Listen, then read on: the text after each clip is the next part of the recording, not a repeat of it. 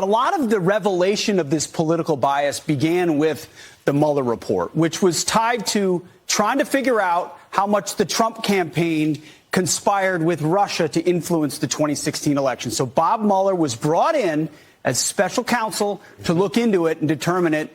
And ultimately in 2019, you remember that moment. He was going to go testify. The report came out. It was going to be the big gotcha moment. It was something else. That's right. The investigation lasted, as Pete said, almost 2 years.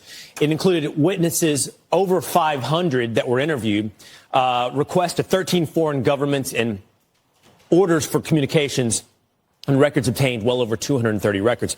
It had that moment of anticipation. It came back. No evidence to support there was collusion between Russia and Trump. And yet there were still those that held on, Pete, saying, yeah, but it didn't exonerate Trump.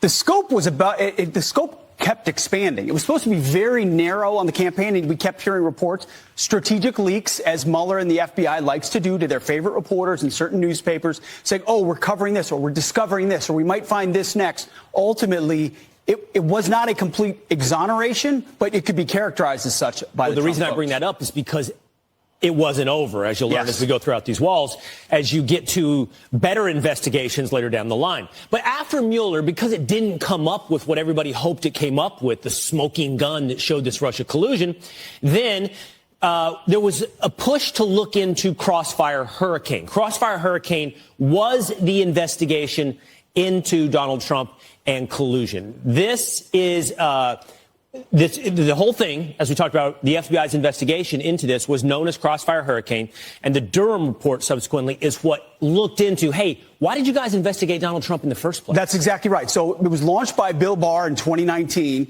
the Mueller report, to look at Crossfire Hurricane to determine if there was any merit into the opening of the investigation to begin with. So it was an investigation of the investigators. That's right. And ultimately, they determined the DOJ and FBI failed to uphold their mission of strict fidelity to the law. On Monday, that was released, Will. That's what the Durham report found. So, okay, you've got the Mueller investigation. It was predicated by Crossfire Hurricane. It comes up with nothing. So the Durham report looks into it and goes, well, if it's so empty, why'd you do it in the first place? And what we found out is it's because the FBI broke all procedure, had politicized hacks all throughout the FBI whose stated goal was to take down Donald Trump, and they were essentially in cahoots with Hillary Clinton's campaign to do so. That's right. The report said specifically, in particular, there was significant reliance on investigative leads provided or funded directly or indirectly by Trump's political opponents. It confirmed what everyone else was unwilling to report.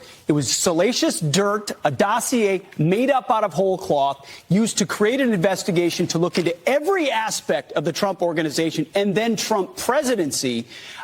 Durham reports it. We report on it. Most of the other media still trying to say, in fact, Hakeem Jeffries said, making a mountain out of a molehill. There are nothing but mountain out of a molehill. Okay, so no one's held accountable. No one ever pays the price for Crossfire Hurricane. In fact, you could argue they were emboldened because they ran it again in 2022, this time running cover for Hunter Biden. Of course, you know that story. Hunter Biden's laptop was suppressed. Yeah, the New York Post story that came out. Social media begins to cover the New York Post story.